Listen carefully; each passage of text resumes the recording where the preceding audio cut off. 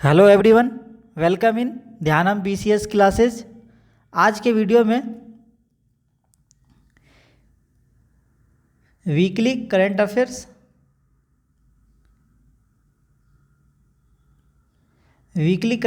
का हम लोग एपिसोड नंबर 3 देखेंगे, जिसमें कि हम लोग 6 फरवरी 2023 से 12 फरवरी 2023 तक के महत्वपूर्ण करंट अफेयर्स को कंप्लीट करेंगे। और फ्रेंड्स, यह वीडियो नंबर 3 है। इससे पहले हमने सीक्वेंस में पिछले 2 वीडियो कंप्लीट किए जा चुके हैं। यदि आपने उससे पहले के वीडियो नहीं देखा है तो कृपया आप उसे ज़रूर कंप्लीट कर लें, जिससे क्या होगा, आपको एक सीक्वेंस में आपके करंट अफेयर्स सभी कंप्लीट होंगे। ठीक है फ्रेंड्स, और यह करंट अफेयर्स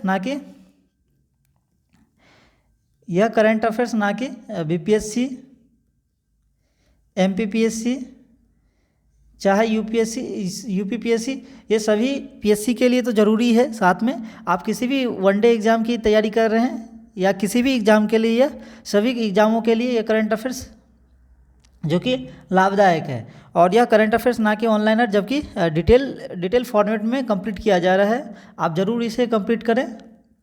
आप देखेंगे इसे ज़रूर ही आपको फ़ायदा मिलेगा, क्योंकि वन लाइनर फैक्ट वाले क्वेश्चन आप डायरेक्टली याद नहीं रहते, भूल भी सकते हैं। बट यदि आप किसी करंट के जो बैकग्राउंड है उसे यदि समझ लेंगे तो आपको आसानी रहेगा लंबे समय तक याद रखने के लिए। ठीक है फ्रेंड्स, और आपसे एक रिक्वेस्ट है, यदि आप हमारे चैनल पे हैं और अभी तक हमारा चैनल सब्सक्राइब नहीं किया है तो कृपया सब्सक्राइब कर लें।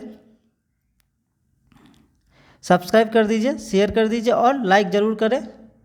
और साथ में जितने से ज़्यादा हो सके फ्रेंड सर्कल में आप ज़रूर शेयर करें। और साथ में स्टडी ग्रुप के चैनल में ज़रूर शेयर करें, जिससे क्या होगा, हमें भी इससे क्या है, मोटिवेशन मिलता है। यह सपोर्ट के तौर पे रहता है, एक छोटा सा सपोर्ट है।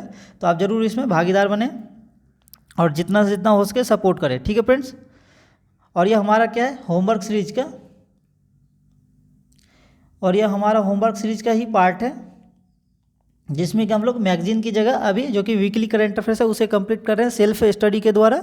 और साथ में बाद में हम लोग एक करंट अफेयर्स मैगजीन को ऐड ऑन करेंगे, तो वह मैं आपको बता दूंगा। ठीक है फ्रेंड्स, और यह वीकली करंट अफेयर्स आपको जो भी वीक के जो महत्वपूर्ण अंतर्राष्ट्रीय राष्ट्रीय घटनाक्रम के जो करंट रहते हैं उसको इसमें कवर किया जाता है। और यह इसमें स्पेशल जो कि करंट है उसे ही कंप्लीट किया जाता है, ना कि हर क्वेश्चन को कंप्लीट किया जाएगा। ऐसे में क्या होगा, नंबर ऑफ क्वेश्चन ज़्यादा हो जाएंगे। ठीक है फ्रेंड्स, तो जो इम्पोर्टेंट है उसे इसमें इंक्लूड किया गया है। और आप सब PDF के लिए भी आप हमारे चैनल से, टेलीग्राम चैनल से ज़रूर जुड़ जाए, जो कि ध्यानम PCS क्लासेस। यहाँ पे आपको सभी PDF आसानी से प्राप्त हो जाएंगे। ठीक है फ्रेंड्स, आप इस चैनल का वीडियो के डिस्क्रिप्शन में इसका लिंक दिया गया है, वहाँ से भी आप ज्वाइन कर सकते हैं। चाहे तो आप वहाँ पे डायरेक्टली सर्च कर सकते हैं। ठीक है फ्रेंड्स, और आप लोग होमवर्क सीरीज जो चल रहा है डेली टारगेट वाला, उसमें भी ज़रूर आप सब भाग लें, क्योंकि क्या है, वह आपके एग्ज़ाम के लिए देखेंगे बहुत ही फ़ायदेमंद है। इससे क्या होगा, ना किसी कोचिंग की मदद लेना है या किसी नोट्स वगैरह, आपको केवल सेल्फ स्टडी के द्वारा ही कंप्लीट करना है। और यदि आपने खुद से आपने पढ़ाई करा है तो आपको क्या होगा, लंबे समय तक आप रिटेन कर सकते हैं किसी भी चीज़ को। ठीक है फ्रेंड्स, और वीकली करंट अफेयर्स वीडियो है तो थोड़ा वीडियो लंबा बनेगा, तो आप सभी ध्यानपूर्वक जरूर इस करंट अफेयर्स वीडियो को देखें, क्योंकि क्या ये वीक का पूरा समरी है। तो समरी क्या है, आपको टाइम लगेगा, क्योंकि वीक में जो भी 70-80 जो भी इम्पोर्टेंट फैक्ट वाले क्वेश्चन और जो करंट अफेयर्स हैं उसे हम लोग कंप्लीट करेंगे।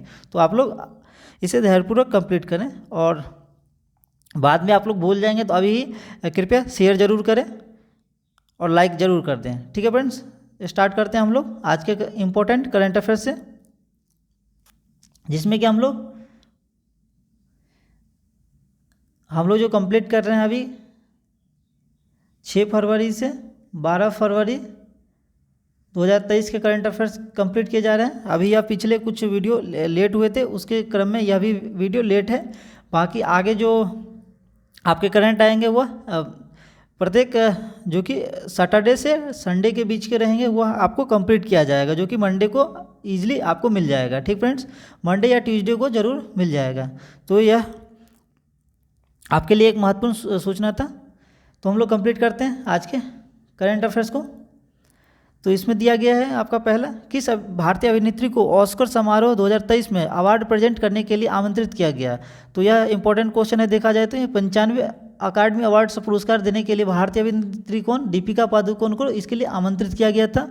और यह पुरस्कार जो कि 12 मार्च को यह लॉस एंजलिस अमेरिका के डॉली थिएटर में यह दिया गया है। और हाल ही में अपने जो कि दो पुरस्कार जो कि नामित किया गया है। एक नाटू नाटू जो सॉन्ग है उसे ऑस्कर अवार्ड मिला है, और साथ में एक और जो कि है उसे दिया गया है। तो यह महत्वपूर्ण जो कि सूचना था। और आप टेलीग्राम चैनल से जरूर जुड़ जाए, क्या है उस पर आपको समय समय पे जो भी इम्पोर्टेंट आते रहते हैं न्यूज़ वगैरह के कवर, वह उस पर आसानी से मिल जाएंगे आपको। और इसके साथ साथ दीपिका पादुकोण से संबंधित एक और क्वेश्चन है। दीपिका पादुकोण फीफा विश्व कप के भी ट्रॉफी का अनावरण कर चुकी है इससे पहले। और यदि हम लोग ऑस्कर के बारे में यदि कुछ इंपॉर्टेंट फैक्ट याद रखें तो ऑस्कर पुरस्कार जो कि हॉलीवुड के सबसे प्रतिष्ठित पुरस्कार समारोह में से क्या है, एक है। और इसकी शुरुआत 16 नवंबर 1929 ईस्वी को किया गया था। तो आपको इससे इंपॉर्टेंट जो कि पॉइंट है आप जो कि इसका अवार्ड समारोह का जो कि किया गया था वह दीपिका पादुकोण के द्वारा किया गया था, यह इंपॉर्टेंट है। और इसका कहाँ पे किया गया, 12 मार्च को किया गया। और ये से संबंधित लोग जो कि लॉस एंजलिस है अमेरिका में, इसका डॉली थिएटर में इसका किया गया है। और साथ में फीफा के जो कि ट्रॉफी का जो कि अनावरण किया गया था वह दीपिका पादुकोण के द्वारा ही किया गया था। तो ये महत्वपूर्ण इम्पोर्टेंट्स है। उसके आगे क्या, सत्यव्रत मुखर्जी का निधन हो गया, वह किस क्षेत्र से संबंधित थे। तो यह है जो कि पूर्व केंद्रीय मंत्री जो कि सत्यव्रत मुखर्जी का कोलकाता में निधन हो गया। उन्होंने भारत के अतिरिक्त उन्होंने केंद्रीय मंत्री के अतिरिक्त सॉलिसिटर जनरल के रूप में भी काम किया है। वह केंद्रीय रसायन उर्वरक मंत्री, राज्य मंत्री और वाणिज्य और उद्योग मंत्री थे इससे पहले। तो यह जो कि आपसे पूछा जाएगा, सत्यव्रत मुखर्जी वह किस क्षेत्र से संबंधित थे। तो यह राजनीति से संबंधित थे। साथ में ये इन्होंने भारत के जो कि सॉलिसिटर जनरल के पद होते हैं उस पर काम किया गया था। तो यह इम्पोर्टेंट है। इसके आगे देख लेते हैं, किसे नोबेल शांति पुरस्कार विजेता के बेलारूस में 10 साल की सज़ा सुनाई गई है। और ये देखा जाए तो इम्पोर्टेंट है, किस नोबेल शांति पुरस्कार विजेता को बेलारूस में 10 साल की सज़ा सुनाई गई है। तो यह 2022 में जो कि नोबेल पुरस्कार प्राप्त करने वाले बेलारूस के नाम क्या है आपका, एलेस बालियात्स्की को 10 साल की जेल की सज़ा सुनाई गई है। तो पहले तो आपके लिए नाम इंपॉर्टेंट है, जो कि क्या हो जाएगा, एलेस बालियात्स्की को 10 साल की जेल की सज़ा सुनाई गई है। और उनके सहयोगी जो कि उनके सहयोगी को धन और तस्करी और देश के विपक्ष के विरोध के प्रदर्शन को फाइनेंस करने के दोषी ठहराया गया है। इनको क्या ठहराया गया, इनको धन और तस्करी और देश के विपक्ष के विरोध प्रदर्शन को फाइनेंस करने का दोषी ठहराया गया है। और जो कि इनसे संबंधित एक और है, एलेस बिलास्की ने बेलारूस में 1980 के दशक में क्या किया था, लोकतंत्र की स्थापना का आंदोलन शुरू किया था। और इसके लिए उन्होंने अपना जीवन समर्पित कर दिया। तो यह इंपॉर्टेंट है। देखा जाए तो इन्हें नोबेल शांति पुरस्कार दिया गया था, लेकिन अभी हाल ही में उन्हें 10 साल की सज़ा सुनाई गया है। इसके आगे देख लेते हैं, जल शक्ति अभियान कैच द रेन अभियान के थीम क्या है। तो इसका जो थीम का अभियान है, यह जो किया गया, पहले तो आप किसके इंपॉर्टेंट जो कि बैकग्राउंड है उसे समझ लेते हैं हम लोग। राष्ट्रपति द्रौपदी मुर्मू जी द्वारा स्वच्छ सुजल शक्ति सम्मान प्रदान किए गए हैं, जो कि कैच द रेन 2023 का शुभारंभ किया गया है। कैच द रेन, आप नाम याद रखेंगे। इसका थीम क्या है, source sustainability for drinking water है। Source sustainability for drinking water इसका थीम है। तो आप इसे नोट कर ले जरूर, क्योंकि थीम वाले क्वेश्चन अक्सर एग्जाम में पूछे जाते हैं। सुजल शक्ति सम्मान 2023 का उद्देश्य क्या है, उपलब्धि हासिल करने वाली महिलाओं को जमीनी स्तर से सबसे आगे लाना है। सुजल शक्ति सम्मान जो कि 2023 का उद्देश्य उपलब्धि हासिल करने वाली महिलाओं को जमीनी स्तर से सबसे आगे लाना है। ठीक है फ्रेंड्स। और जल शक्ति अभियान जो कि 2019 में लॉन्च किया गया था, और इसका उद्देश्य क्या है, जल संरक्षण है। तो यह सारे इंपॉर्टेंट फैक्ट्स है, इसे जरूर आप याद रखें। इसके आगे देख लेते हैं, किस खिलाड़ी ने 2022 का BBC Indian sports women of the year का खिताब जीता है। तो यह किसके द्वारा जीता गया, तो भारोत्तोलक जो कि मीराबाई चानू है, वेट लिफ्टर। उन्होंने 2022 BBC Indian sports women of the year का पुरस्कार जीता है। ठीक है फ्रेंड्स। किसने जीता है? तो मीराबाई चानू ने जीता है 2022 का Indian sports woman of the year का पुरस्कार जीता है। और ये इंपॉर्टेंट है, देखा जाए तो बीबीसी की तरफ से यह दिया जाता है। BBC para sports woman of the year Bhavana Patil को, जबकि प्रीतम शिवा जो कि द्रोणाचार्य पुरस्कार पाने वाले पहली महिला हॉकी कोच है। तो यहाँ से भी इम्पोर्टेंट है फैक्ट देखा जाए तो बीबीसी पैरा जो कि sports women of the year Bhavina Patel को मिला, जबकि प्रीतम शिवाज को द्रोणाचार्य पुरस्कार पाने वाली पहली महिला हॉकी कोच बनी है। साथ में बीबीसी लाइफ टाइम अचीवमेंट पुरस्कार से सम्मानित किया गया है इन्हें। और मीराबाई चानू जो कि टोक्यो ओलंपिक 2020 में वेट लिफ्टिंग में रजत पदक जीतने वाली पहली भारतीय थी। तो यह देखा जाए तो गौरव की बात था, तो यह इंपॉर्टेंट क्वेश्चन के तौर पे आपको पूछा जा सकता है बाद में भी, जो कि मीराबाई चानू जो कि वेट लिफ्टिंग में रजत पदक जीतने वाली पहली भारतीय महिला कौन थी? तो यह मीराबाई चानू हो जाएगा इसका आंसर। तो यहाँ से देखेंगे जो एक क्वेश्चन से आपने यदि गौर से देखा होगा तो एक क्वेश्चन से कम 3 से 4 फैक्ट्स जो कि आपको निकल के आते हैं। तो यह सभी क्वेश्चन जो कि एग्जाम में एक आपको क्वेश्चन के फॉर्मेट में बन सकता है। तो ऐसा नहीं है जो आप ऊपर पढ़ लिए ऑब्जेक्टिव वाले क्वेश्चन रहते हैं, इसमें क्या वन लाइनर में एक क्वेश्चन दिया गया, उसमें एक क्वेश्चन में हम लोग आगे बढ़ जाते हैं, जबकि यहाँ से आपको 4 क्वेश्चन बन रहे हैं। तो आप लोग कृपया इस टाइप के करंट अफेयर जरूर पढ़ें जिसमें कि आपको बैकग्राउंड दिया रहता है। आपको प्रैक्टिस के लिए MCQ बेस्ड आप जरूर करें, बट आपको क्लियर रहना चाहिए। ठीक है फ्रेंड्स, तो आप लोग जरूर इस चैनल से जुड़ जाएं, आपको महत्वपूर्ण ऐसे ही करंट अफेयर्स मिलते रहेंगे।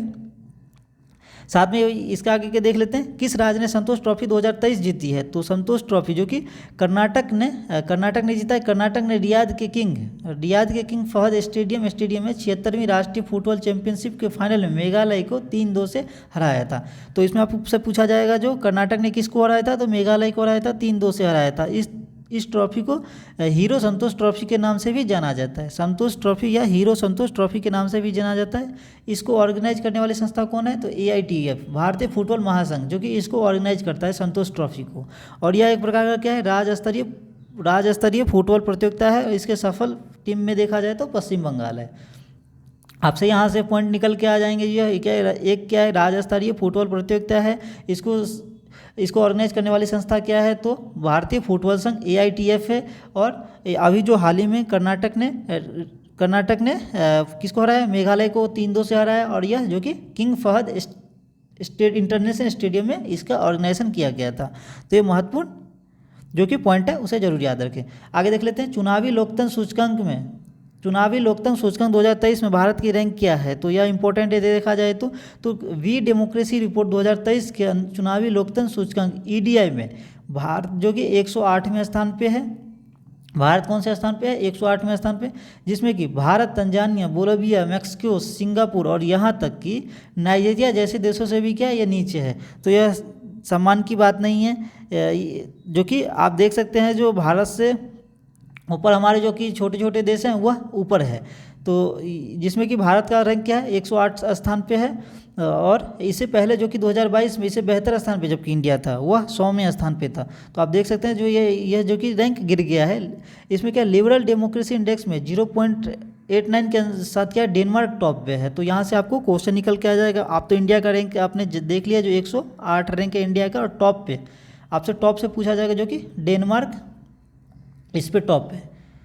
ठीक है फ्रेंड्स, आप लोग जरूर नोट करते चले। साथ में यदि आप शॉर्ट नोट्स कंप्लीट करेंगे तो आपको रिवीजन करने में सुविधा होगा। इसके आगे देख लेते हैं, अभ्यास कटलेस एक्सप्रेस 2023 कहाँ आयोजित हो रहा है? अभ्यास कटलेस एक्सप्रेस जो कि यह आयोजन किया जा रहा है अंतर्राष्ट्रीय समुद्री अभ्यास जो कि कटलेस एक्सप्रेस 2023 का आयोजन 26 फरवरी से 16 मार्च 2023 तक किया जा रहा है। और यह क्या है? अंतर्राष्ट्रीय समुद्री अभ्यास कटलेस एक्सप्रेस का उद्देश्य समुद्री सुरक्षा को बढ़ावा देना है। कटलेस एक्सप्रेस का उद्देश्य क्या है? जो कि समुद्री सुरक्षा को बढ़ावा देना है। और यह एक प्रकार का क्या है? समुद्री अभ्यास है। तो आप लोग जरूर इस पॉइंट को याद रखें। इसके आगे देख लेते हैं, पेन जो कि Nabokov lifetime achievement award 2023 किसे मिला है? तो यह जो कि पेन अमेरिका द्वारा न्यूयॉर्क में आयोजित एक समारोह में छत्तीसगढ़ के वरिष्ठ लेखक और प्रख्यात हिंदी साहित्यकार जो कि विनोद कुमार शुक्ल को क्या दिया गया है? नाबोकोव पुरस्कार से सम्मानित किया गया है। इस पुरस्कार में इन्हें 41 लाख रुपया, देखा जाए तो $50,000 41 लाख रुपये जो कि प्रदान किया गया है। तो यह आपसे पूछा जा सकता है जो कि PEN Nabokov lifetime achievement award किसे मिला है। तो यह जो कि पेन अमेरिका द्वारा यह दिया जाता है। तो पहले तो यह पॉइंट आप याद रखेंगे, पेन अमेरिका द्वारा न्यूयॉर्क में आयोजित एक समारोह में छत्तीसगढ़ के वरिष्ठ लेखक जो कि प्रख्यात हिंदी साहित्यकार कौन है, विनोद कुमार शुक्ल। आप नाम वाले क्वेश्चन बार बार आप रिपीट कर सकते हैं। तो विनोद कुमार शुक्ल को अंतर्राष्ट्रीय साहित्य में उपलब्धि के लिए 2023 का प्रतिष्ठित पेन नोबोकोव पुरस्कार से सम्मानित किया गया है। इस पुरस्कार में क्या दिया जाता है, जो कि 41 लाख रुपए, और यदि आपसे पूछा जाएगा डॉलर फॉर्मेट में तो $50,000 राशि प्रदान की गई है। ठीक है फ्रेंड्स, आगे देख लेते हैं। भारतीय पुरुष हॉकी टीम के नए कोच के रूप में किसे नियुक्त किया गया है। तो यह जो नियुक्त किया गया है इंडिया हॉकी टीम के दक्षिण अफ्रीका के क्रेग फुलटन को भारतीय हॉकी टीम का नया मुख्य कोच नियुक्त किया गया है। तो क्या नाम आ जाएगा, क्रेग फुलटन। और यह किसकी जगह लेंगे, तो ग्राहम रीड की जगह लेंगे, जिन्होंने क्या किया था, जनवरी 2023 में विश्व कप में भारत के खराब प्रदर्शन के बाद इस्तीफा दे दिया था। ठीक है फ्रेंड्स, आप देख सकते हैं जो कि इस्तीफा इन्होंने दे दिया था, इस वजह से जो कि क्रेग फुलटन को भारतीय हॉकी टीम का मुख्य कोच बनाया गया है। और यहाँ से एक इम्पोर्टेंट और भी पॉइंट है, उसे आप याद रख सकते हैं, जो कि इसका विजेता कौन है, जर्मनी बना था, जो कि 29 जनवरी को भुवनेश्वर में हुआ था, कलिंगा स्टेडियम में। और इसका उपविजेता कौन था, जो कि बेल्जियम था। ठीक है फ्रेंड्स, तो आप जरूर रिसेंट वाले जो गेम होते हैं उसे जरूर आप याद रखें, क्योंकि एग्जाम में आपसे पूछा जा सकता है। इसमें विंबलडन से हो गया, क्रिकेट से हो गया, फुटबॉल से हो गया, जो कि हाल ही में होते हैं, उससे तो क्वेश्चन अक्सर आ ही जाते हैं। ठीक है फ्रेंड्स, इसके आगे देख लेते हैं, मऊगंज किस राज्य का 53वां जिला बनना है। तो यह छोटे छोटे अपडेट जो कि मैं आपको ग्रुप में अपडेट किया करता हूँ, तो आप लोग जरूर टेलीग्राम से जुड़ जाएं। मऊगंज जो कि मध्य प्रदेश के मुख्यमंत्री शिवराज सिंह चौहान ने रीवा जिले के तहसील मऊगंज को प्रदेश का 53वां जिला बनाने की घोषणा किया गया है। तो क्या है, मध्य प्रदेश के मुख्यमंत्री शिवराज सिंह चौहान ने रीवा जिले की तहसील जो कि मऊगंज पड़ता है, उसे 53वां जिला में बनाने की घोषणा किया गया है। और यह जो कि उत्तर प्रदेश से सटा हुआ जिला है। और मध्य प्रदेश का जो कि राज्यपाल कौन है, तो मंगू भाई पटेल है। तो आप लोग राज्यपाल वाले भी क्वेश्चन आप याद रख सकते हैं, क्योंकि अभी वर्तमान में राज्यपाल का हस्तांतरण हुआ और कुछ नए बनाए गए हैं, तो आपसे पूछे जा सकते हैं। इसके आगे देख लेते हैं, पहली बार महिला प्रीमियर लीग किस स्थान पे शुरू हुई है। तो यह देखा जाए तो अभी चल ही रहा है। 5 टीमों की महिला प्रीमियर लीग WPL जो कि 4 मार्च 2023 की नवी मुंबई में शुरू हुआ। आप डेट याद रख सकते हैं, जो कि 4 मार्च को स्टार्ट हुआ। इसका पहला मुकाबला DY पाटिल स्टेडियम में खेला गया, और इसका फाइनल मैच जो कि 26 मार्च को मुंबई में ब्रेबॉर्न स्टेडियम में खेला जाएगा। अब और जो कि देखा जाए तो इस यहाँ से एक महत्वपूर्ण जो कि इसमें नोट डला नहीं है, ये सभी मैच जो कि मुंबई में ही इसका खेला जाएगा, सभी मैच जो कि यह दोनों स्टेडियम पे खेला जाएगा। ठीक है फ्रेंड्स, तो आप जरूर इसे भी नोट कर लें। फाइनल मैच 26 मार्च को जो कि मुंबई के ब्रेबॉर्न स्टेडियम में खेला जाएगा। और इसके सबसे महंगे खिलाड़ी कौन है, जो कि स्मृति मंदाना है, जिसे 3.4 करोड़ जो कि RCB ने खरीदा है। तो यह इंपॉर्टेंट जो कि आप देख सकते हैं, पहला मैच 4 मार्च को हुआ, नवी मुंबई में स्टार्ट हुआ, तो इसका फाइनल मुकाबला DY पाटिल स्टेडियम में खेला जाएगा, और इसका जो कि 26 मार्च को। और सबसे महंगे खिलाड़ी जो कि स्मृति मंदाना है, 3.4 करोड़ RCB टीम ने खरीदा है। इसके आगे देख लेते हैं, युवा महोत्सव।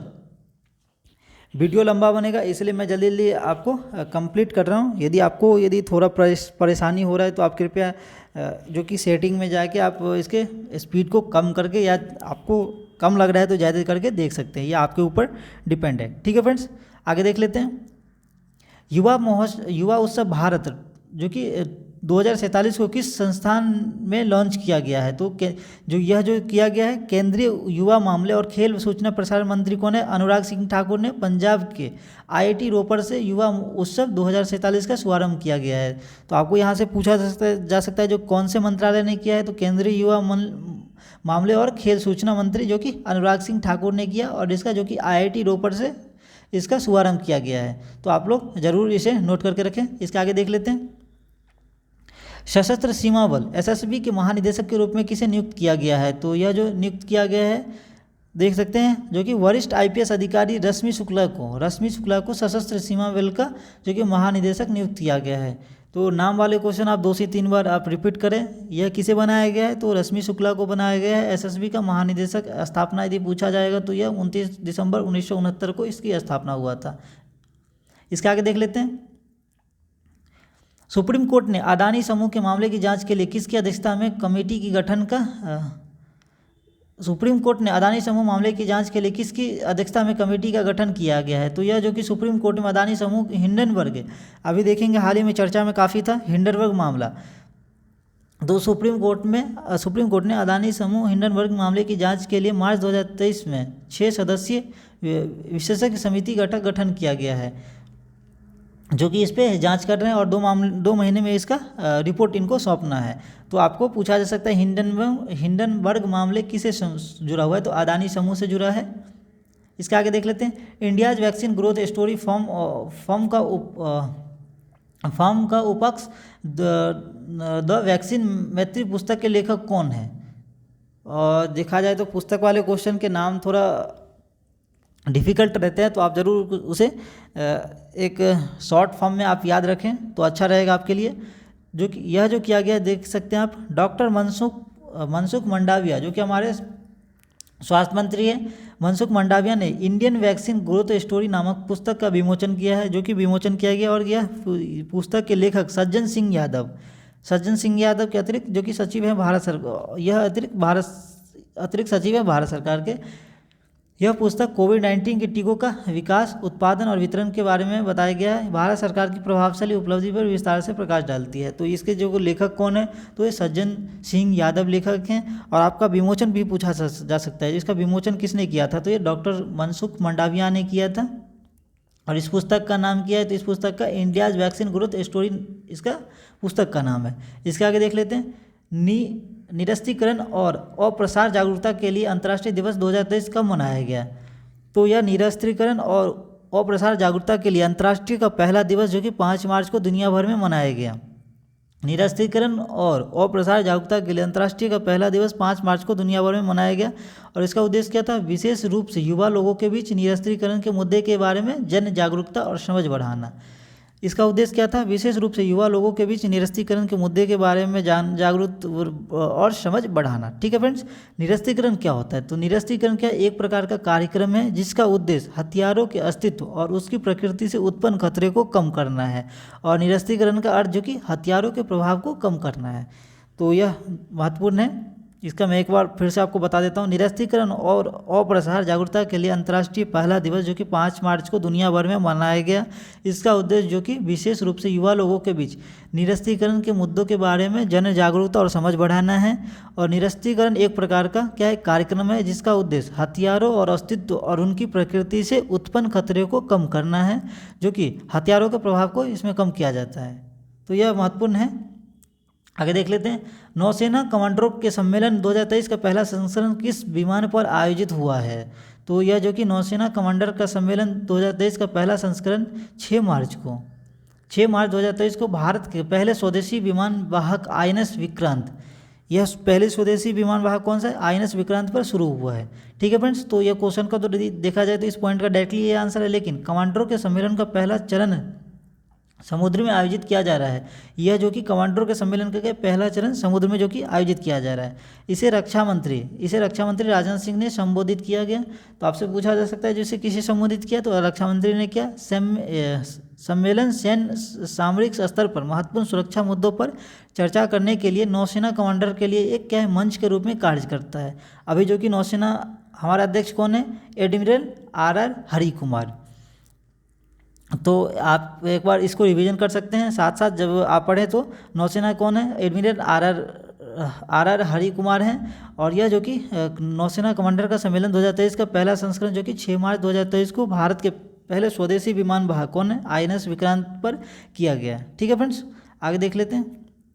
सुप्रीम कोर्ट ने अडानी समूह मामले की जाँच के लिए किसकी अध्यक्षता में कमेटी का गठन किया गया है?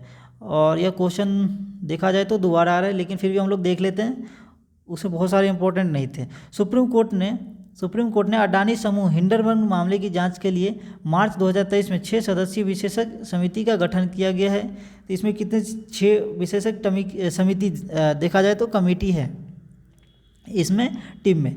यह अदानी समूह के हिंडनबर्ग मामले की जांच के लिए बनाया गया है। देखा जाए तो यह अध्यक्षता सुप्रीम कोर्ट के रिटायर्ड जज जस्टिस एम सप्रे करेंगे। कौन करेगा? तो जस्टिस एम सप्रे करेंगे। और कमेटी 2 महीने में अपनी रिपोर्ट देगी। कमेटी जो कि अपना रिपोर्ट 2 महीने में सौंपेगी। मुख्य न्यायाधीश अभी कौन है? तो जस्टिस धनंजय यशवंत चंद्रचूड़ हैं। लोकसभा में सत्ता पक्ष के नेता कौन है? तो नरेंद्र मोदी है। तो आगे देख लेते हैं इसके। 5 से 8 मार्च को अखिल भारतीय महिला लोक कला सम्मेलन कहाँ आयोजित किया जाएगा?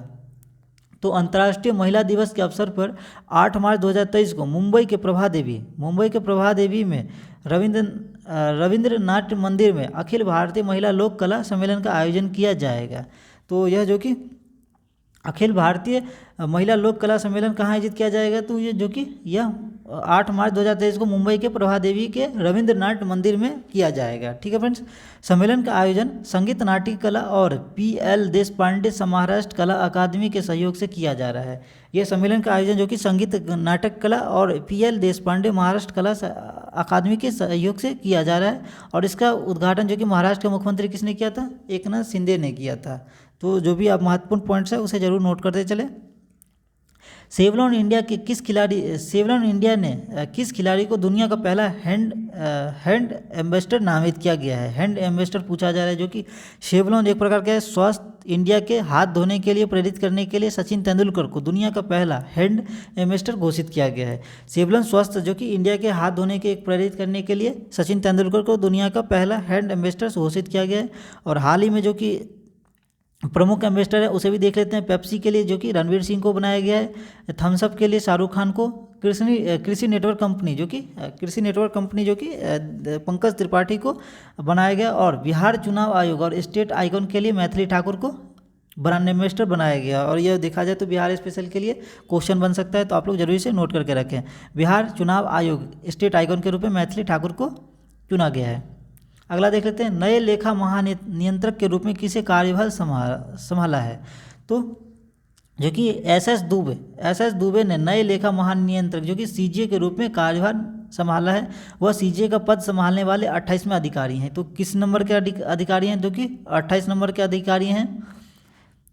लेखा महानियंत्रक केंद्र सरकार के लेखा मामले पे प्रमुख सलाहकार होते हैं। यह जो कि केंद्र सरकार का क्या होता है? एक प्रमुख सलाहकार होता है। अभी हाल ही में जो कि CJ कौन बना है? तो SS दुबे ने बना है। ये कौन से नंबर के? तो 28 नंबर के। ठीक है फ्रेंड्स। आगे देख लेते हैं। India's struggle for independence Gandhian era पुस्तक के लेखक कौन है? तो कौन सा पुस्तक पूछा जाए? गांधीयन एरा जो कि इंडियाज स्ट्रगल फॉर इंडिपेंडेंस। तो इसका जो कि किया गया है सुप्रीम कोर्ट के न्यायाधीश न्यायमूर्ति V रामा सुब्रमण्यम ने India's struggle for independence Gandhi era नामक पुस्तक का विमोचन किया गया है। तो आप पहले तो पूरा सेंटेंस पढ़ा करें। इसका क्या विमोचन किया गया है? न्यायाधीश न्यायमूर्ति V रामा सुब्रमण्यम के द्वारा। जबकि यह पुस्तक मद्रास उच्च न्यायालय के पूर्व न्यायाधीश P ज्योतिमणि और तमिलनाडु के पचीयप्पा कॉलेज में इतिहास के प्रोफेसर G बालक द्वारा लिखी गई है। तो आप देख सकते हैं G बालक के द्वारा यह लिखा गया है। जबकि यह विमोचन किया गया है न्यायाधीश V रामासुब्रमण्यम के द्वारा। और यह पुस्तक मद्रास उच्च न्यायालय के पूर्व न्यायाधीश P ज्योतिरथ और तमिलनाडु के पचीयप्पा कॉलेज में इतिहास के पूर्व प्रोफेसर कौन है? G बालक द्वारा लिखी गई है। आगे देख लेते हैं।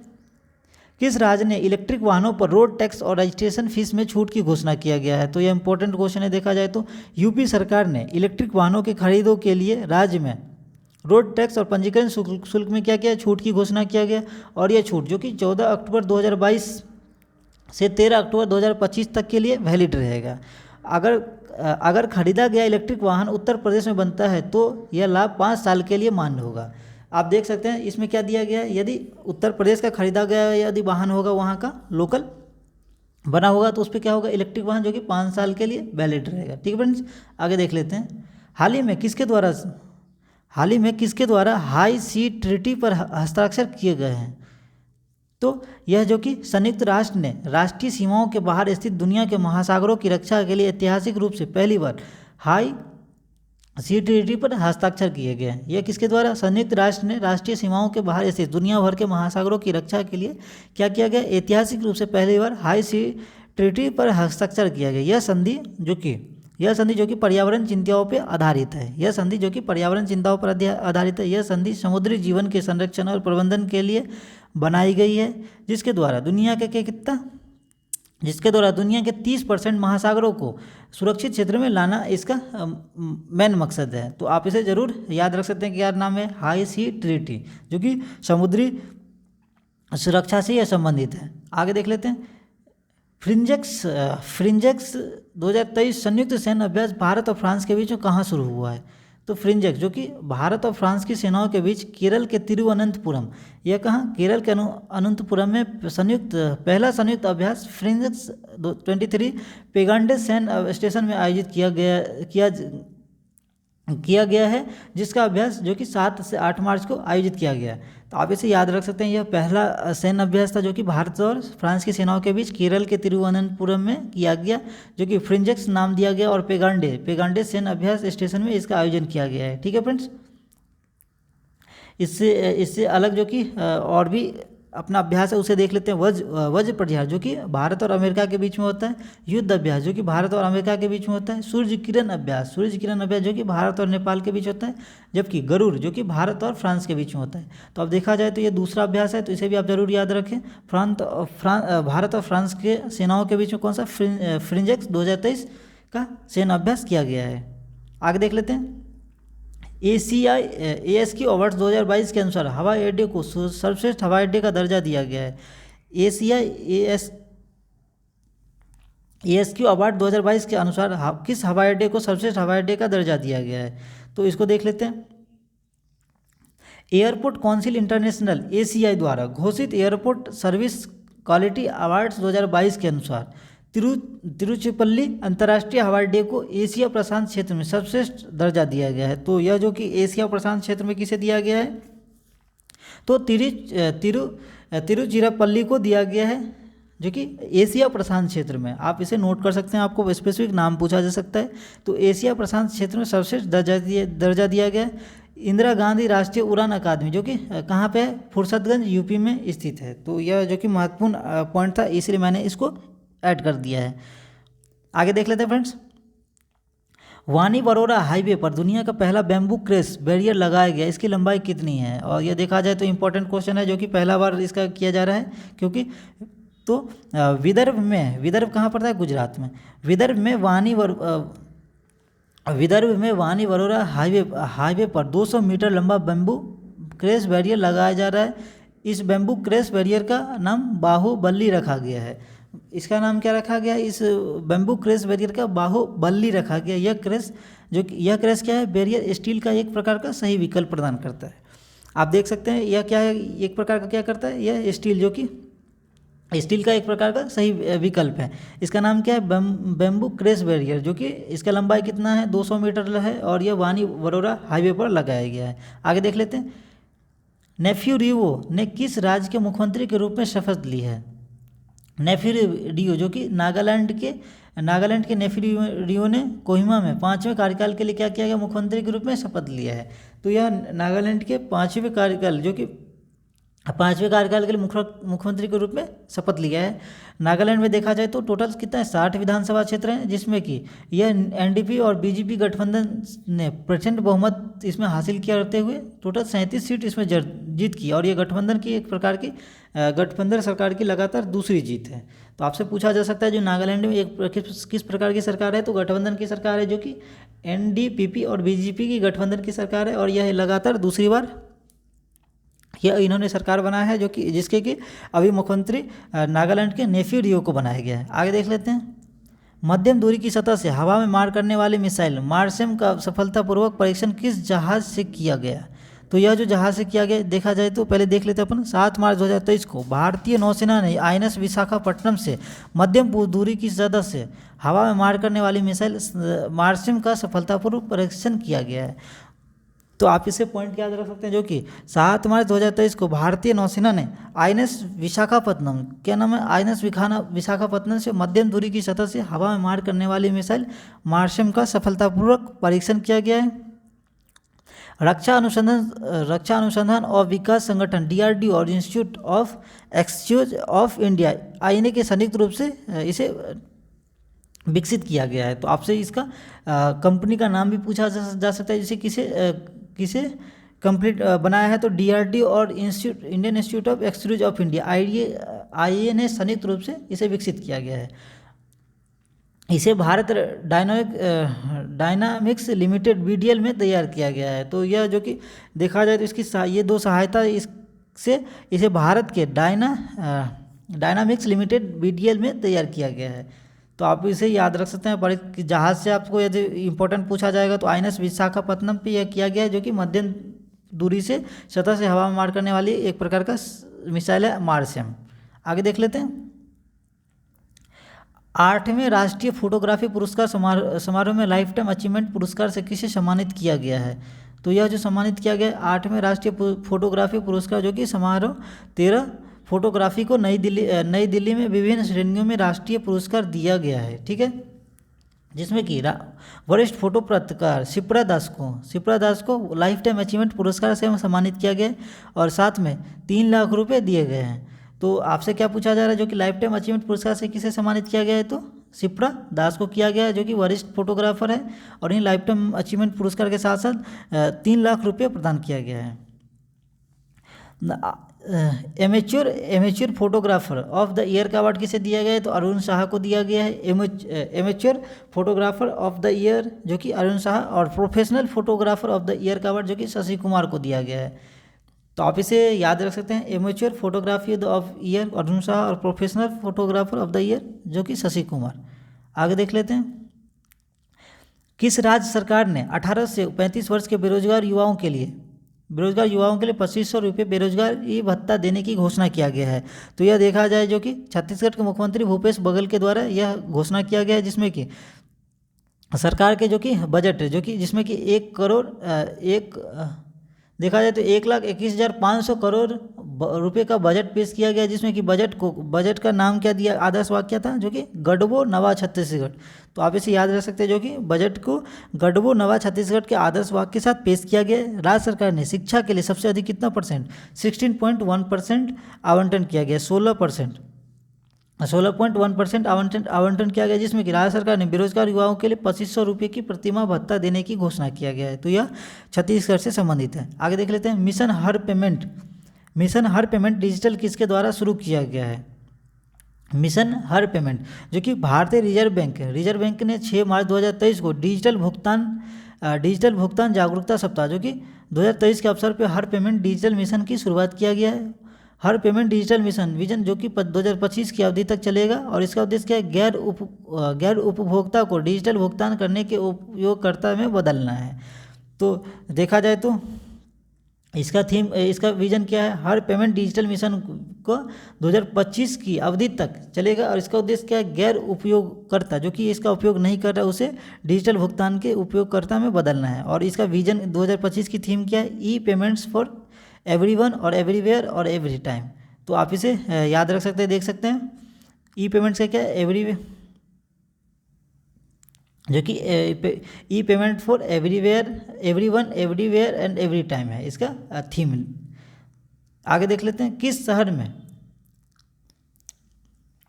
किस शहर में सुशासन सम्मेलन आयोजित किया जा रहा है? सुशासन सम्मेलन आपसे पूछा जा रहा है, जो कि कार्मिक, लोक शिकायत और पेंशन राज्य मंत्री, क्या नाम है? तो डॉक्टर जितेंद्र सिंह ने 6 मार्च 2023 को भोपाल मध्य प्रदेश में 2 दिवसीय सम्मेलन का उद्घाटन किया गया है। और तो यह कहाँ पे किया गया है? तो भोपाल में किया गया है, जो कि जिसमें कि 2 दिवसीय सम्मेलन का उद्घाटन किया गया। और ये कार्मिक और लोक शिकायत और पेंशन राज्य मंत्री, जो कि जितेंद्र सिंह ने इसका उद्घाटन किया गया। इस 2 दिवसीय सम्मेलन में 20 राज्यों के प्रतिनिधियों ने इसमें भाग लिया था। यह सम्मेलन विभिन्न प्रशासनिक सुधारों के माध्यम से सरकार और नागरिकों को करीब लाने के लिए आयोजित किया गया है। सम्मेलन में 9 विभिन्न सत्रों के माध्यम से सुशासन में विभिन्न नवाचार पर चर्चा की गई है। इसमें क्या किया गया? 9 विभिन्न सत्रों के माध्यम से सुशासन में विभिन्न नवाचार पर चर्चा की गई है। और मध्य प्रदेश से कुछ और इम्पोर्टेंट है, उसे देख लेते हैं हम लोग, जिसमें कि मध्य प्रदेश में हाल ही में लाडली बहन योजना शुरू किया गया है। तो आपको योजना बेसिस क्वेश्चन पूछे जाते हैं, तो आप इसे याद रखें। लाडली बहन योजना, मध्य प्रदेश का 53वां जिला कौन बना है? तो अभी हमने देखा ऊपर मऊगंज बना है। उसके आगे देख लेते हैं। प्रवासी भारतीय दिवस सम्मेलन, जो कि 2023 में इसका आयोजन इंदौर में किया गया है। तो ये 3 इंपॉर्टेंट फैक्ट वाले क्वेश्चन थे। आगे देख लेते हैं। आटाकुल पोंगला उत्सव किस राज्य में मनाया गया है? तो यह जो कि मनाया गया है केरल की राजधानी तिरुवनंतपुरम के अटाकुल भगवती मंदिर में अटाकुल पोंगला का आयोजन किया गया है। इसका नाम क्या है? अटाकुल पोंगला को आयोजन किया गया है। इस अवसर पर क्या है? हजारों महिला श्रद्धालुओं ने माँ भगवती को पोंगला अर्पित किया गया। इस उत्सव को दुनिया में महिलाओं के सबसे बड़े धार्मिक जमावड़े के रूप में जाना जाता है। तो इसका नाम क्या है? अटाकुल पोंगला, जो कि महिलाओं के लिए सबसे बड़े धार्मिक जमावड़े के रूप में जाना जाता है। इसमें क्या केवल क्या महिलाएं ही भाग लेने की अनुमति है। और पोंगला में क्या क्या रहता है? कसा हुआ नारियल, चावल और गुड़ का एक प्रकार का क्या मिश्रण होता है। आगे देख लेते हैं, अंतर्राष्ट्रीय महिला दिवस 2023 कब मनाया गया? तो यह जो कि देख सकते हैं आप, यह हर साल कितने तारीख को मनाया जाता है? तो 8 मार्च को विश्व महिला अधिकारों के अभियान केंद्र के रूप में अंतर्राष्ट्रीय महिला दिवस मनाते हैं। अंतर्राष्ट्रीय महिला दिवस 2023 जो कि लैंगिक समानता, गर्भपात तक पहुंच और महिलाओं के खिलाफ हिंसा और दुर्व्यवहार सहित विषयों के बारे में जागरूकता बढ़ाने के लिए यह बनाया गया है। इसका थीम जो कि 2023 का digit of innovation and technology for gender equality. इसका थीम क्या है? Digit of innovation and technology for gender equality इसका थीम है। तो आप थीम जरूर याद रखें। और इससे कुछ महत्वपूर्ण पॉइंट है जुड़ा हुआ अंतर्राष्ट्रीय महिला दिवस से। यह जो कि 19 मार्च 1911 को पहला इसका आयोजन जो कि ऑस्ट्रिया, डेनमार्क और जनवरी में किया गया, जिसे कि 1921 में साल 1921 में बदलकर 8 मार्च कर दिया गया और तब से इसी दिन महिला दिवस के रूप में मनाया जाता है। ठीक है फ्रेंड्स। किस संगठन के सहयोग से बीएसई द्वारा फाइन एम पावर कार्यक्रम शुरू किया गया है? तो यह जो कि कार्यक्रम बीएसई और यूएन वुमेन इंडिया ने बॉम्बे स्टॉक एक्सचेंज बीएसई में एक नया कार्यक्रम जो कि फाइन एम पावर लॉन्च किया गया। और यह वित्तीय सुरक्षा के प्रति महिलाओं को सशक्त बनाने के लिए यह क्षमता जो कि निर्माण कार्यक्रम है। यह जो कि देखा जाए तो यह क्या पूछा जा रहा है? किस संगठन के सहयोग से बीएसई द्वारा फाइन एम पावर कार्यक्रम शुरू किया गया है? तो यह बीएसई और यूएन जो कि अंतर्राष्ट्रीय है, यूएन इंडिया ने बॉम्बे स्टॉक एक्सचेंज बीएसई में एक नया कार्यक्रम फाइन एम पावर लॉन्च किया गया। और यह वित्तीय सुरक्षा के प्रति महिलाओं को सशक्त बनाने के लिए क्या है? एक प्रकार का कार्यक्रम है। ठीक है, आगे देख लेते हैं। राष्ट्रीय फार्मेसी शिक्षा दिवस किसकी याद में मनाया जाता है? तो यह इंपॉर्टेंट क्वेश्चन है। देखा जाए तो यह दिवस 6 मार्च 2023 को मनाया गया। यह दिवस भारत के फार्मेसी शिक्षा के जनक कौन है? प्रोफेसर एम एल श्रॉफ की जयंती के रूप में यह मनाया जाता है। स्वास्थ्य एवं परिवार कल्याण राज्य मंत्री डॉक्टर भारती प्रवीण पवार ने राष्ट्रीय फार्मेसी शिक्षा दिवस के अवसर पर फार्मा अन्वेषण 2023 का उद्घाटन किया। उन्होंने फार्मेसी काउंसिल ऑफ इंडिया का stop non stop digital job portal launch किया गया है। तो यह पोर्टल कौन सा पोर्टल है? Stop non stop digital job portal launch किया गया। और यह जो कि मनाया जाता है किसके नाम पे? तो एम.एल. श्रॉफ के नाम पे यह फार्मेसी डे मनाया जाता है। आगे देख लेते हैं। न्यूयॉर्क कोर्ट ने पहले भारतीय अमेरिकी न्यायाधीश कौन बने हैं? तो भारतीय अमेरिकी जो कि बने हैं अरुण सुब्रमण्यम को न्यूयॉर्क के दक्षिणी जिले के पहले दक्षिण एशियाई जिला न्यायाधीश के रूप में नियुक्त किया गया है। तो इनका नाम क्या है? अरुण सुब्रमण्यम को न्यूयॉर्क के दक्षिण जिले के पहले दक्षिण एशियाई जिले न्यायाधीश के रूप में नियुक्त किया गया है। दक्षिण जिला जो कि न्यूयॉर्क में विशेष रूप से सबसे बड़ी दक्षिण एशिया अमेरिकी आबादी के रूप में से एक है।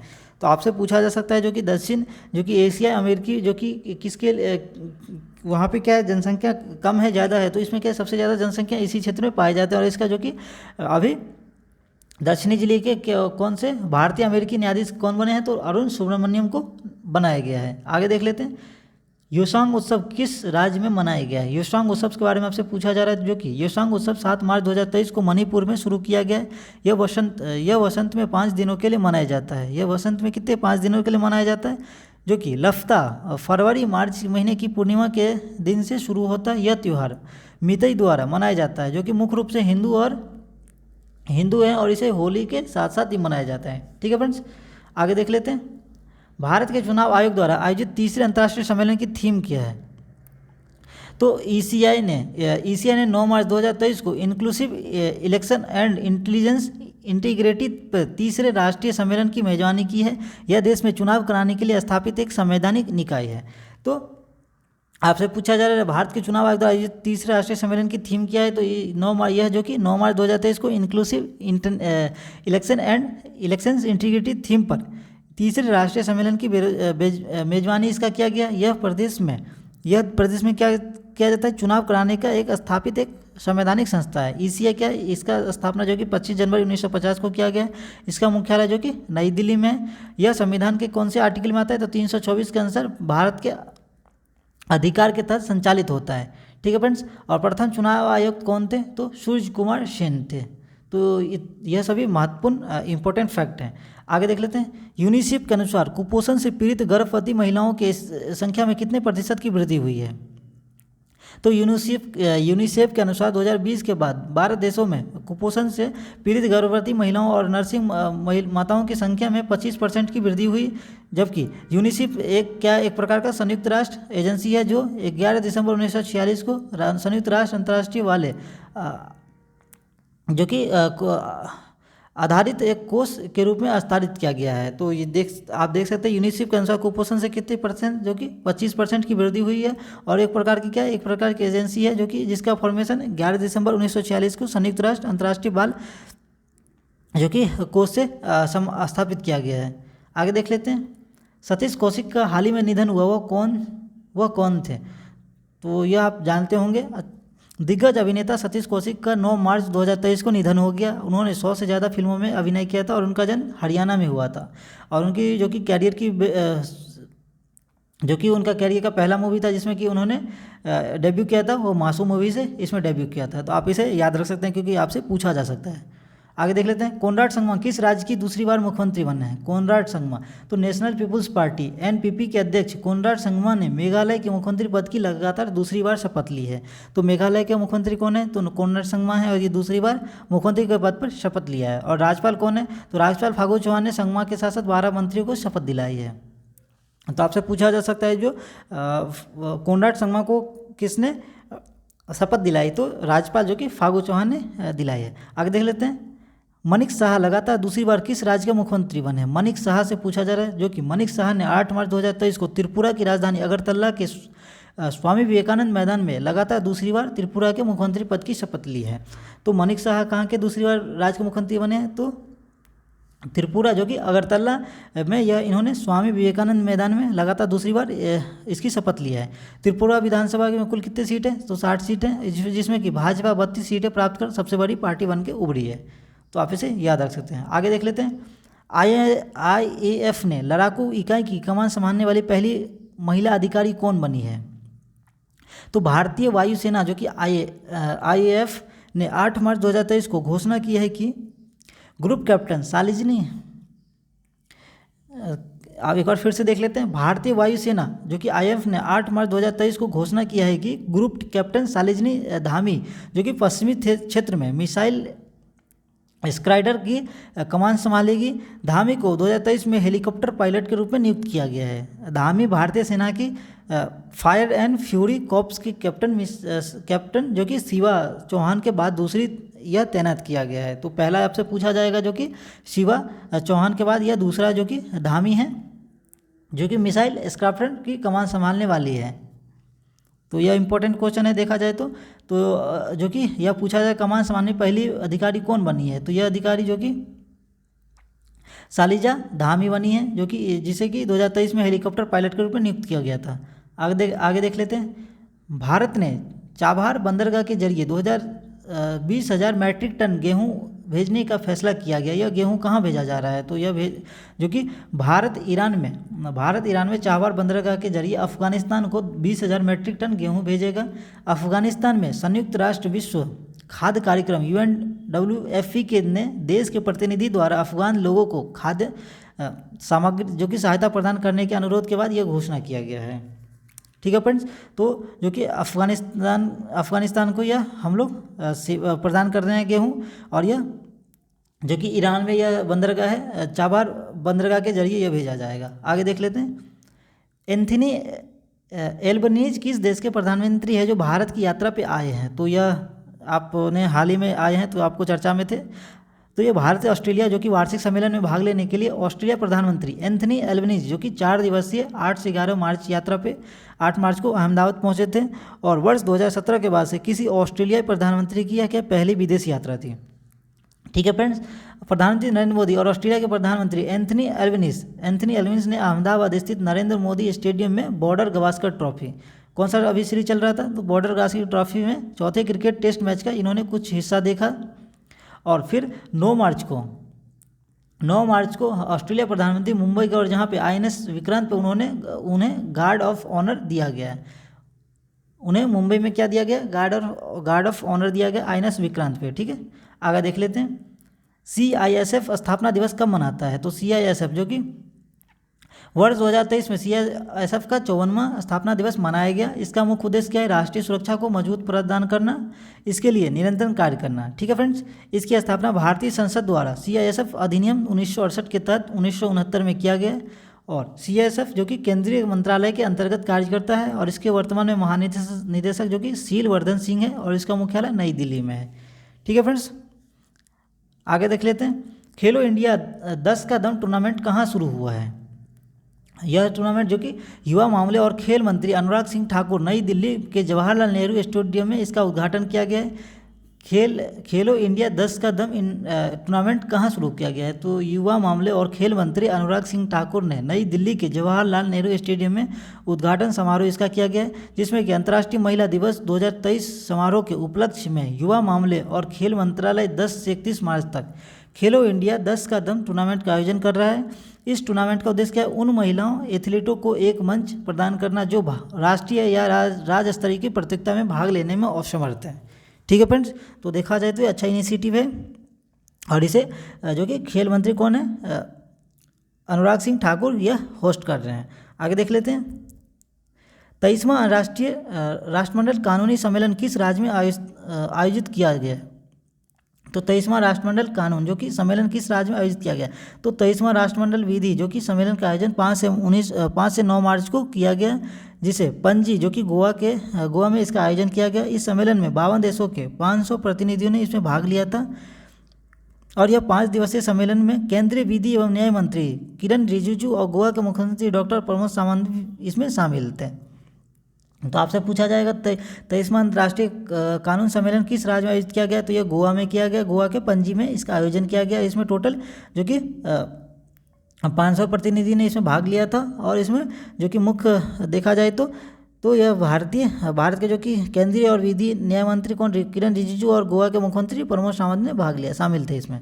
आगे देख लेते हैं। नेपाल के नए राष्ट्रपति कौन बने हैं, नेपाल के राष्ट्रपति नए जो बने हैं वो रामचंद्र पौडेल जो कि नेपाल के कांग्रेस के वरिष्ठ नेता हैं। पौडेल को 33,802 मत मिले हैं, जो कि इन्होंने सुभाष चंद्र नेमनांग को हराया है। ठीक है फ्रेंड्स, तो अपन को इससे ज़्यादा इन्फॉर्मेशन नहीं चाहिए, केवल आप नाम याद रख सकते हैं इस क्वेश्चन में। तो ये क्या नाम है, रामचंद्र पौडेल। आगे देख लेते हैं। बुमचू उत्सव किस राज्य या केंद्रशासित प्रदेश में मनाया जाता है, बुमचू उत्सव, तो बुमचू उत्सव जो कि तिब्बती चंद्र कैलेंडर के पहले महीने के 14वें दिन से शुरू होकर 2 दिनों तक मनाया जाता है, जो आमतौर पर फरवरी और मार्च के महीनों में पड़ता है। ठीक है फ्रेंड्स, यह तासीदिंग मठ में मनाया जाता है। इस उत्सव का प्रमुख आकर्षण पवित्र जल से भरे बर्तन को खोलना रहता है। इस उत्सव का प्रमुख आकर्षण क्या रहता है, तो पवित्र जल से भरे बर्तन को खोलना रहता है। और इसका जो कि आपसे पूछा जा रहा है राज्य केंद्र शासित प्रदेश, तो यह जो कि तिब्बती चंद्र जो कि कैलेंडर के इसमें मनाया जाता है, तो आप इसे याद रख सकते हैं। आगे देख लेते हैं। 32वां व्यास सम्मान 2022 से किसे सम्मानित किया गया, तो 32वां व्यास सम्मान जो कि 2022 से किसे सम्मानित किया गया, तो के बिरला फाउंडेशन ने वर्ष 2022 में व्यास सम्मान की घोषणा कर दी है, जिसमें कि इस बार व्यास सम्मान के लिए प्रख्यात लेखक डॉक्टर ज्ञान चतुर्वेदी के उपन्यास पागलखाना को चुना गया है। इसमें किसे चुना गया है, तो जो कि प्रख्यात लेखक कौन है, डॉक्टर ज्ञान चतुर्वेदी के उपन्यास पागलखाना को इसमें चुना गया है। व्यास सम्मान के अंतर्गत सम्मानित साहित्यकार को 4 लाख रुपए की नगद राशि और सम्मान भेंट पेश किया जाता है। पेशे से चिकित्सक डॉक्टर ज्ञान चतुर्वेदी की मध्य प्रदेश में हृदय रोग विशेषज्ञ की वरिष्ठ पहचान है। ये एक प्रकार के क्या है, एक डॉक्टर हैं जो कि पेशे से हृदय रोग विशेषज्ञ हैं। आगे देख लेते हैं। बिम्स्टेक की 19वीं मंत्री स्तरीय बैठक की अध्यक्षता किस देश ने की है? तो बिम्स्टेक से आपसे क्वेश्चन पूछा जा रहा है, जो कि विदेश राज्य मंत्री राजकुमार रंजन सिंह ने 9 मार्च 2023 को Bay of Bengal initiative for multi sectoral technical and economical operation BIMSTEC जो कि मंत्री स्तरीय बैठक में भाग लिया। और यह बिम्स्टेक जो कि 7 एशियाई देशों का एक अंतर्राष्ट्रीय संगठन है। इसमें कौन कौन से देश आते हैं? तो बांग्लादेश, भूटान, भारत, म्यांमार, नेपाल, श्रीलंका, थाईलैंड। ठीक है फ्रेंड्स। और इसका अध्यक्षता अभी किसने किया था? तो विदेश राज्य मंत्री राजकुमार शुक्ल ने, जो कि 9 मार्च 2023 को इसकी मंत्री स्तरीय बैठक में भाग लिया था। आगे देख लेते हैं। बहरीन ग्रैंड प्रिक्स 2023 का खिताब किसने जीता है? तो बहरीन ग्रैंड प्रिक्स जो कि मैक्स वेस्टअपन ने बहरीन ग्रैंड प्रिक्स में पोल पोजीशन से दर्ज की है। पोल पोजीशन से इसमें इन्होंने दर्ज की है और पूरी रेस में यह किस पे रहे? शीर्ष पे रहे थे, टॉप पे रहे थे मैक्स वेरेपन। और यह पहली बार जब उन्होंने बहरीन में यह जीत हासिल किया है। आगे देख लेते हैं। प्रित्जेकर आर्किटेक्चर पुरस्कार 2023 के लिए किसे चुना गया है? तो यह जो कि पुरस्कार जो कि नागरिक वास्तुकार, शहरी योजनाकार और कार्यकर्ता सर डेविड एलस नाम याद रख सकते हैं आप। डेविड एलस चिपरफील्ड जो कि यूनाइटेड किंगडम के प्रित्जरकर आर्किटेक्चर पुरस्कार के 2023 के पुरस्कार विजेता के रूप में चुना गया। यह पुरस्कार अंतर्राष्ट्रीय स्तर पर वास्तुकला के सर्वोच्च सम्मान के रूप में माना जाता है। ठीक है फ्रेंड्स। इस पुरस्कार की स्थापना हयात फाउंडेशन द्वारा 1979 में की गई थी और यह आर्किटेक्ट को प्रदान किया जाता है। तो आप इसे याद रख सकते हैं, थोड़ा नाम आपको याद रखने में प्रॉब्लम होगा। प्रित्जरकर आर्किटेक्चर पुरस्कार जिसे डेविड एलस को दिया गया है। आगे देख लेते हैं। इसके आगे जो कि महत्वपूर्ण कुछ वन लाइनर फैक्ट वाले क्वेश्चन है उसे हम लोग देख लेते हैं। अब वीडियो थोड़ा लंबा बन रहा है तो अब इसको जल्दी से हम इसे कंप्लीट करके इसको समापन किया जाए। और फ्रेंड्स, आपने अभी तक इस वीडियो को शेयर नहीं किया तो ज़रूर शेयर कर लें, क्योंकि आप लास्ट में भूल जाएंगे। और साथ में लाइक ज़रूर करें और हमारे होमवर्क सीरीज से जुड़ जाएं, जिससे क्या होगा, आपको आसानी से इसका सेल्फ स्टडी के द्वारा आपका पढ़ाई ज़रूर कंप्लीट होगा। इससे क्या होगा, आपको एक गाइडर का काम करेगा यह जो कि होमवर्क सीरीज आपके लिए। तो आगे देख लेते हैं, जो कि वन लाइनर फैक्ट वाला क्वेश्चन है। हाल ही में परमाणु खनिज अन्वेषण और अनुसंधान निदेशालय ने राज्य में लिथियम भंडार की खोज की है। तो कहाँ पे लिथियम की भंडार की खोज किया गया है? तो ये मध्य प्रदेश में किया गया। ठीक है फ्रेंड्स, जहाँ पे लिथियम भंडार की खोज किया गया है। किस राज्य में? कडप्पा जिले में 13वीं शताब्दी के मंदिर खोजी गई है। तो यह आंध्र प्रदेश में यह खोजी गई है, जो कि कडप्पा जिले में 13वीं शताब्दी के मंदिर खोजी गई है। किस राज्य में 1300 साल पुराना बौद्ध स्तूप मिला है? तो यह जो कि मिला है कहाँ पे? उड़ीसा में मिला है 1300 साल पुराना बौद्ध स्तूप। आगे देख लेते हैं। हाल ही में देकानी जखालू किस राज्य में पहली महिला विधायक बनी है? और ये इंपॉर्टेंट क्वेश्चन है, देखा जाए तो काफ़ी चर्चाओं में थे। ये नागालैंड के पहले महिला विधायक हैं। आगे देख लेते हैं। पीएम जन औषधि ट्रेन की हरी झंडी दिखाई है। तो ये किसने दिखाया गया है? तो पीएम जन औषधि ट्रेन, जिसे अश्विनी वैष्णव ने दिखाया गया। उसके आगे देख लेते हैं। कहाँ पर पहली लेबर 20 बैठक आयोजित हुई है? तो लेबर बैठक जो कि आयोजित किया गया हुआ अमृतसर में किया गया है। तो आप इसे ज़रूर याद रखें। फिर आगे देख लेते हैं। चुनावी लोकतंत्र सूचकांक में टॉप पे कौन है? तो ये डेनमार्क है, जो कि हमने अभी डिटेल क्वेश्चन में भी देखा था। डेनमार्क जो कि टॉप पे था। भारत का रैंक कितना है? 108। आगे देख लेते हैं। नौसेना कमांडरों का पहला संस्करण शुरू किया गया है। तो नौसेना कमांडरों का पहला संस्करण कहाँ शुरू किया गया? किसके द्वारा शुरू किया गया? तो ये राजनाथ सिंह द्वारा किया गया था। आगे देख लेते हैं। किस मिसाइल के जहाज से लॉन्च किए जाने वाला संस्करण का सफल परीक्षण किया गया है? तो यह ब्रह्मोस मिसाइल, जो कि किस जहाज से लॉन्च किया जाने वाले संस्करण का सफल निरीक्षण ब्रह्मोस के द्वारा किया गया है। आगे देख लेते हैं। हाल ही में राष्ट्रीय अल्पसंख्यक आयोग में किस देश में फंसे भारतीयों को निकाला है? तो यह लीबिया, जो कि लीबिया में जो कि अल्पसंख्यक आयोग ने देश के जो कि भारतीय फंसे थे उसे निकाला गया है लीबिया से। आगे देख लेते हैं। एशिया प्रशांत क्षेत्र में सबसे अच्छे और सबसे स्वच्छ हवाई अड्डे के रूप में घोषित किया गया है। तो यह किसे घोषित किया गया है? तो दिल्ली हवाई अड्डे को घोषित किया गया है। एशिया प्रशांत क्षेत्र में सबसे अच्छे और स्वच्छ हवाई अड्डे के रूप में घोषित किया गया है, तो दिल्ली हवाई अड्डे को। एटीपी रैंकिंग में विश्व नंबर 1 टेनिस खिलाड़ी कौन बने हैं? तो नोवाक जोकोविच बने हैं। एटीपी रैंकिंग में विश्व नंबर 1 टेनिस खिलाड़ी कौन बने हैं? तो नोवाक जोकोविच बने हैं। यह महत्वपूर्ण क्वेश्चन है देखा जाए तो। राष्ट्रीय फोटोग्राफी पुरस्कार किसे मिला है? तो यह डॉक्टर एल मुरुगन को मिले हैं। राष्ट्रीय फोटोग्राफी पुरस्कार जो कि डॉक्टर एल मुरुगन को मिले हैं। As good as my word a memoir पुस्तक किसने लिखा है? तो यह किसने? के.एन. चंद्रशेखर के द्वारा लिखा गया as good as my word a memoir, जो कि पुस्तक के.एम. चंद्रशेखर के द्वारा लिखा गया है। किसने स्वच्छ मिशन के लिए स्वच्छोत्सव का शुभारंभ किया गया है? तो यह हरदीप सिंह पुरी के द्वारा यह किया गया है। स्वच्छ मिशन के लिए स्वच्छ उत्सव का शुभारंभ किया गया हरदीप सिंह पुरी के द्वारा। 5वां एशियन भारतीय व्यापार सम्मेलन का थीम, इसका आयोजन कहाँ किया जा रहा है? जो कि कुआलालंपुर में किया जा रहा है। 5वां एशियन भारतीय व्यापार सम्मेलन जो कि 2023 कुआलालंपुर। आगे देख लेते हैं।